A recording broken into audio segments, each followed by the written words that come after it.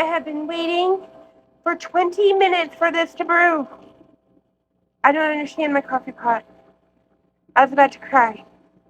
Why won't you just give me coffee on demand? Yeah, of course. Of course, when I start the camera, you'll work. This thing works half the time. It's the most moodiest coffee pot in the world. It works on its own time. I just pray every morning when I come into the kitchen to get a cup of coffee. Please work, please work, please work, please work. My husband bought this for me for Christmas last year. I cannot believe, after not even a year, you've shown me your real, true colors. And I can't get rid of you because I love you so much. But I'm thinking about getting a Keurig. Yep, you're about to have a sister.